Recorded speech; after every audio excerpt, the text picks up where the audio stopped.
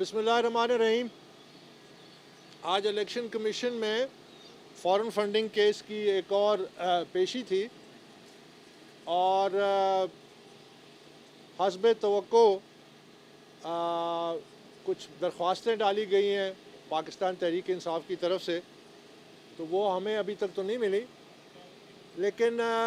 بنیادی بات یہ تھی کہ پاکستان تحریک انصاف کے محترم وکیل صاحب جو تھے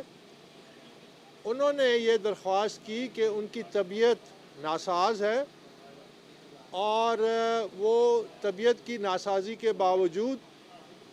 الیکشن کمیشن میں تشریف لائے ہیں، لیکن وہ کیس کے حوالے سے آرگو نہیں کر سکتے اپنی علالت کی وجہ سے۔ اس کے علاوہ جہاں تک جو ڈاکیومنٹس ہیں جس کو ڈی کلاسیفائی کیا گیا ہے، یعنی اس کی جو اب تک ہم سے خفیہ رکھے گئے تھے پچھلے 4 سالوں سے، اس حوالے سے بھی بحث ہوئی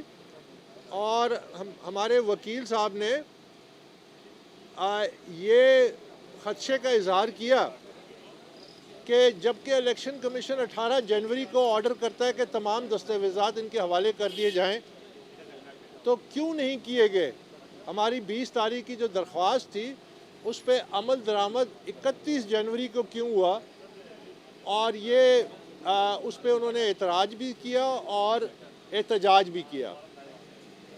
تو معزز الیکشن کمیشن آف پاکستان نے اب یہ فیصلہ کیا ہے کہ جہاں تک یہ تمام دستاویزات کا تعلق ہے تو اس کا اختیار سیکریٹری الیکشن کمیشن کو دے دیا جائے، یعنی اب تمام دستاویزات جو ہیں وہ سیکریٹری الیکشن کمیشن کے اختیار میں ہوں گے اور وہ مرحلہ وار جو تمام انکلوجرز ہم نے جس کی درخواست کی ہے وہ ہمارے حوالے کریں گے۔ لیکن اہم ترین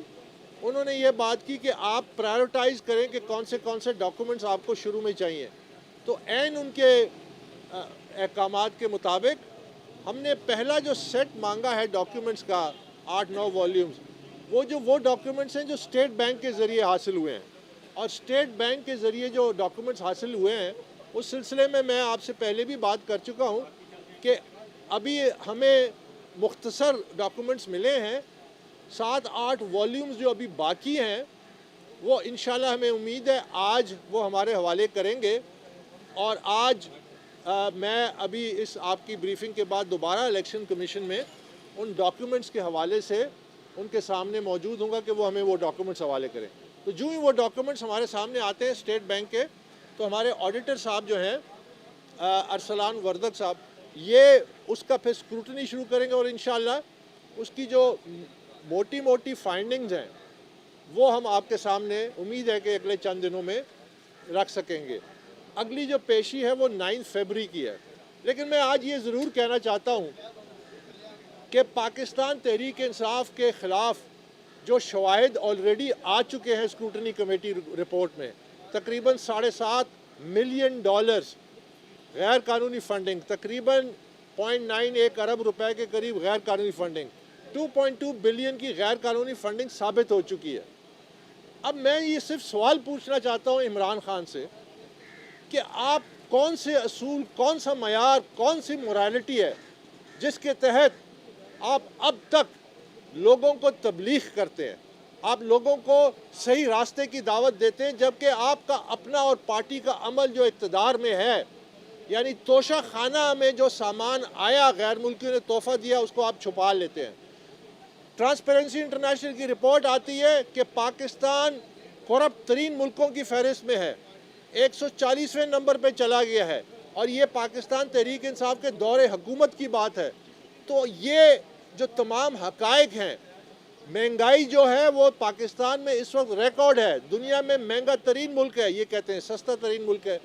یہ کہتے ہیں ہم نے 90 دن میں کرپشن ختم کر دی، جبکہ ٹرانسپیرنسی انٹرنیشنل جیسے میں نے کہا وہ کہتا ہے کہ پاکستان 140ویں نمبر پہ آ گیا ہے۔ اسکروٹنی کمیٹی کی رپورٹ اپنی ابھی 4 ملازمین کے بینک اکاؤنٹس اور بینک سٹیٹمنٹس اور ان کے جو پیسہ آیا غیر قانونی ان کے اکاؤنٹس میں، جس کو کیش چیک کے ذریعے پی ٹی آئی کے قائدین نے کیش کرایا لے گیا، جس کا کوئی اتا پتہ نہیں، مڈل ایسٹ سے جتنی فنڈنگ ہوئی اس کا کوئی ریکارڈ موجود نہیں، اور یہ میں مشرق وسطیٰ کے پاکستان تحریک انصاف کے ممبران سے کہنا چاہتا ہوں، آپ ان سے پوچھیں پاکستان تحریک انصاف کے رہنماؤں سے کہ جو پیسے ہم نے دیے ہیں اس کا ریکارڈ کہاں ہے؟ الیکشن کمیشن میں جو جمع کیا اس میں وہ ریکارڈ کہاں ہے؟ کسی قسم کا کوئی ریکارڈ موجود نہیں ہے۔ اسی طرح ملازمین کے اکاؤنٹس میں کیش چیک کے ذریعے۔ تو میں عمران خان سے یہ پوچھنا چاہتا ہوں کہ کس چیز کا آپ انتظار کر رہے ہیں؟ آپ نے تو اپنے جو اصول بنائے تھے، ہم نے جب پارٹی بنائی تھی، اس کی آپ نے دھجیاں اڑائی ہیں اپنے عمل سے، اور تمام آپ مثالیں مغرب کی دیتے تھے جہاں پہ معمولی سے معمولی بات پہ وزیر اعظم استعفیٰ دے دیتا ہے۔ تو یہاں کون سی ایسی سٹارک حقیقت سامنے نہیں آئی جس سے یہ ثابت ہوا کہ یہ حکومت جو ہے یہ ٹرانسپیرنسی انٹرنیشنل کے مطابق کرپٹ ترین ہے، نااہل ترین ہے، جس نے پاکستان کی معیشت کو تباہ کر دی ہے، جس نے پاکستان کے نوجوانوں کی جو ان کی ویلیوز تھے اس کو تباہ کر دیا۔ ہم نے نوجوانوں کو ان کی ٹریننگ کرنی تھی، ان کو گروم کرنا تھا، ان کی جو ویلیوز ہیں ان کو اسٹرینگتھن کرنا تھا کہ وہ ایک پاورفل اور مضبوط قوم بنا سکے پاکستان کو، اس کو تباہ کیا گیا۔ تو آپ کس بات کا انتظار کر رہے ہیں؟ میں صرف یہ کہنا چاہتا ہوں عمران خان کو، Imran Khan, the writing is on the wall, read it۔ بہت شکریہ۔